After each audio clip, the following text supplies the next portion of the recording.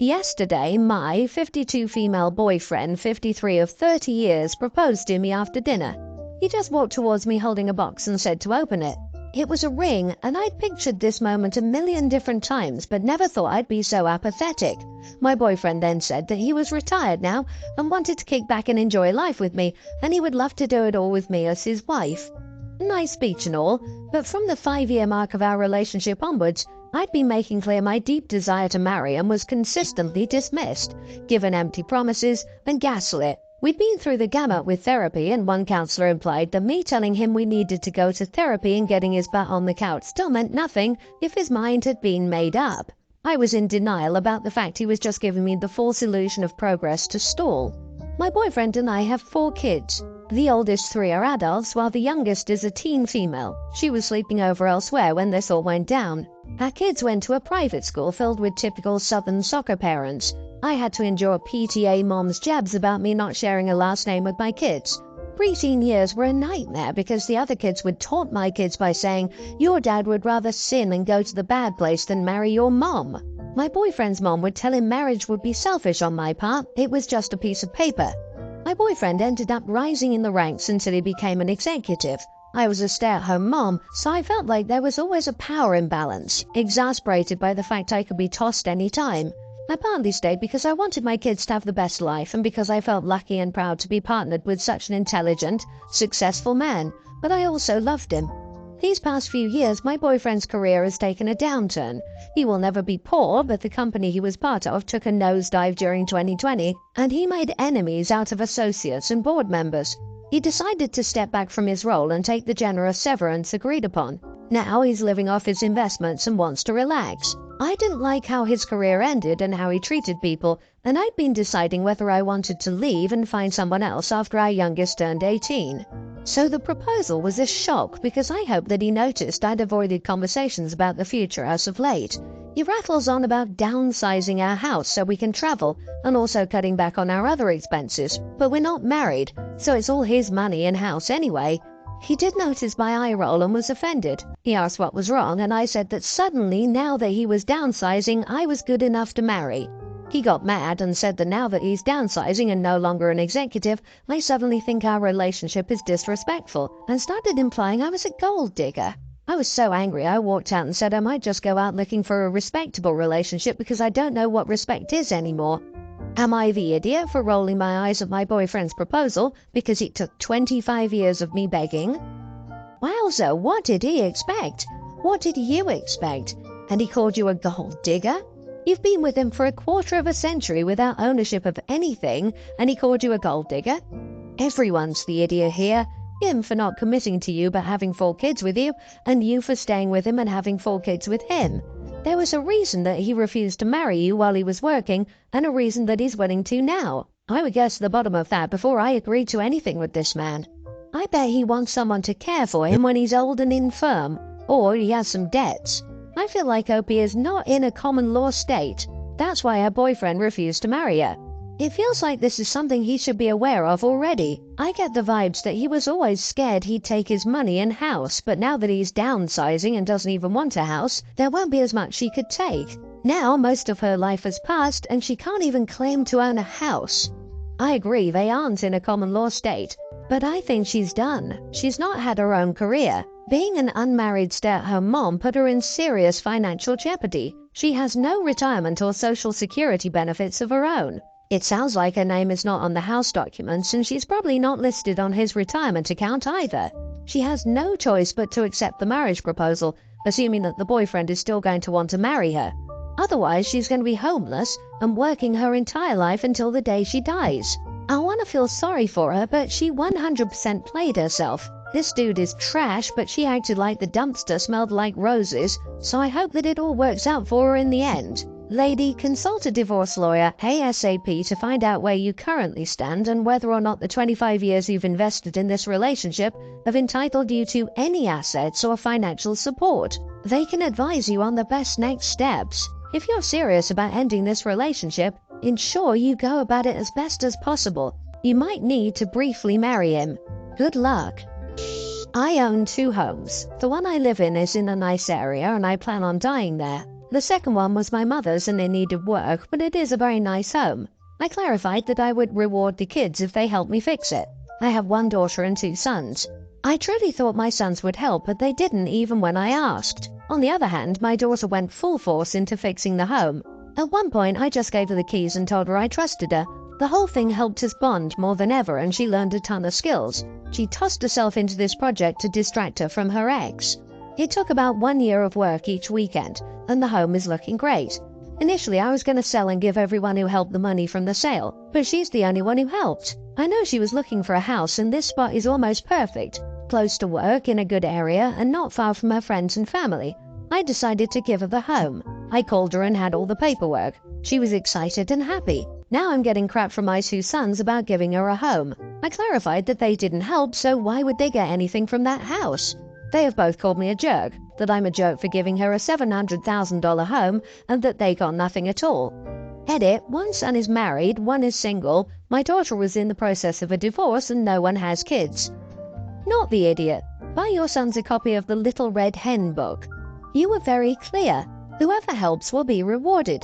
Your sons didn't help, your daughter did, and it sounds like she put a ton of effort into it as well.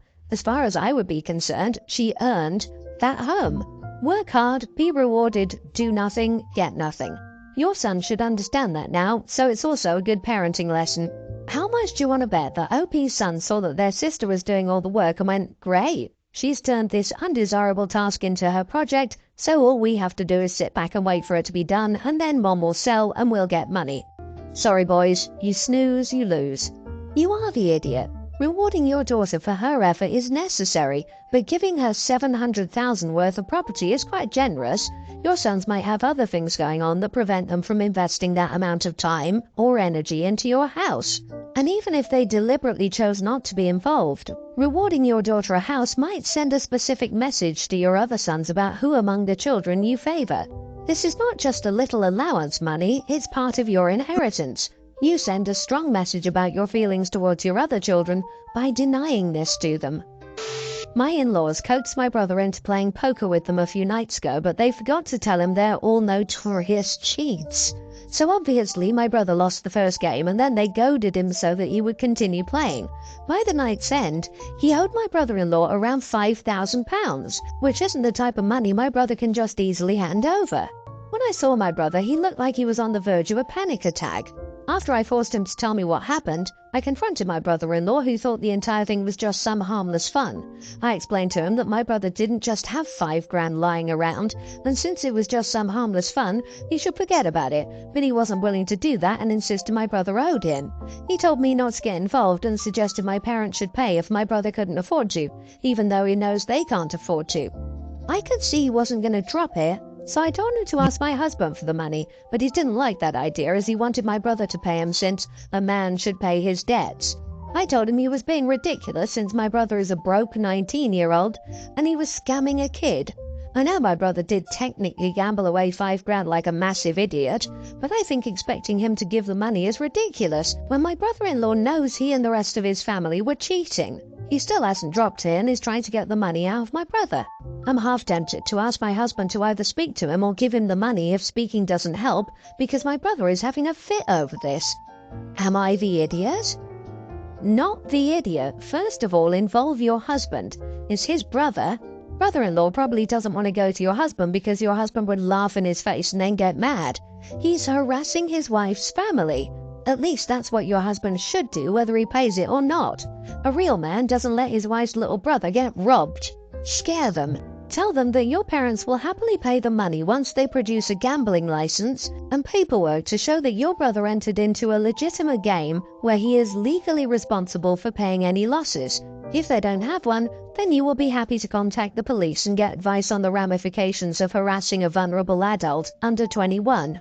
Where did you study law? Because you just made a bunch of crap up. If they were cheating, he didn't lose. He was cheated. Your brother is a damn idiot, but that's to be expected from a 19-year-old. Tell your brother-in-law that he can pound sand, he's not getting crap, and tell your younger brother not to gamble for anything more than the quarters in his pocket. So here's the lowdown. My 28 female fiancé, 27 male, and I met during our sophomore year of college and started dating post-grad. We've been together for 2 years. My fiancé wasn't close with his family growing up at all. In the 2 years we've been dating, I've only met his parents 3 times. That doesn't bother me. Like I said, he has a lot of resentment due to his upbringing and just doesn't particularly like spending much time with them. Nothing terrible happened to him on their part, but outside of his basic needs being taken care of, there was little emotional support. My fiancé was given a terminal diagnosis a few months ago with a 2-year life expectancy. Treatments are not an option, so we're just living life to the fullest. After he learned of his illness, he and his family have gotten a bit closer in that they see each other more often. His family, very, very wealthy, gifted us our honeymoon as our wedding gift. My husband and I chose a relaxing resort vacation and to go snorkeling together. One last bougie trip for our bucket list. But his parents also chose the honeymoon dates without asking us, so they decided to book the trip so that his birthday was during it. Then they said that they wanted to spend his last birthday with him, so they will also join us. They got their own suite at the resort and both of his siblings got rooms there too. Don't get me wrong, I'm really grateful they're gifting us this experience, but I'm annoyed they deliberately made it when they could conveniently join our honeymoon. I know he's sick and I know they want to spend time with him. My fiancé won't say anything to them because he doesn't want to have to fight with anyone during his final time here, which I understand. I think I just wish they could have booked a separate trip for the family to go on, rather than during our honeymoon, a time that we could have spent together alone, which honestly we rarely get these days.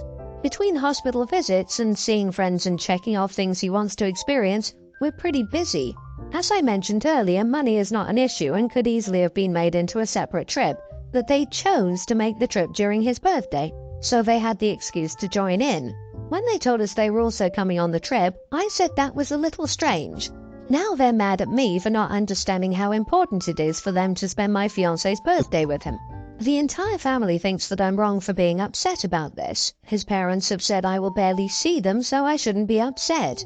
But we're all staying at the same resort with rooms right next to each other. So am I the idiot for telling my in-laws it's weird that they're coming on my honeymoon with us? I'm sorry to hear about your partner's diagnosis. That said, if your partner's family is paying for the trip, you don't get to dictate the terms of the trip. As with any other gift, I get wanting an actual honeymoon trip, but again, it doesn't have to be this trip, so I wouldn't push that point. Hopefully, you can all give each other some grace in a really sad circumstance. Call it his birthday trip. Book a honeymoon somewhere else before or after this trip and pick something you can pay for yourselves. He's terminally ill. There's no guarantee of how much time he will have left, particularly how much time outside of a hospital he will have left. He could not have the physical ability and stamina for a real family-free honeymoon after this one. What does your fiancé want? If he wants them there, I'm sorry OP, but the man who is dying gets the final say. No idiots here. This situation is not the typical honeymoon situation. I think it's understandable that you're annoyed, but it's also understandable that his family would want to make some great memories with him before they lose him. The worst thing that could happen would be for your husband to have to witness you and his family fight over him, and how distressing that would be for him. Those aren't the kind of memories anybody wants to be making. I wish you and your fiancé the best. I, 24 male, got my own place last year. More recently, my stepsister, 24, moved in with me. It's been great having her here. We get along great, she pulls her own weight, and living alone can be pretty depressing sometimes, so that helps. I don't have any rules here for her since I want her to treat it like her house too. None of that my house, my rules crap a lot of people play. I hate it. Last weekend she had a guy over. Our other sister, Teen, video called us. We video call every night or two and heard someone over and must have told our parents after the call because my mom mentioned us having guys over and how that's dangerous the last time I saw her. Now my mom, dad and brother, 22, are calling and texting, nagging me not to allow my stepsister to have guys over. I basically only texted back, get lost, she's an adult and can have who she wants over her own house. Am I the idiot? Not the idiot. 24? I'm 24. If my parents tried telling me what to do in my house, I'd simply laugh. They can cry about it in their own house. It's controlling and overbearing and weird. Seems like there's a reason she lives with you. Given that context, I'm not even mad at the language you used. The irony here is that they probably wouldn't care if you had girls over, but you're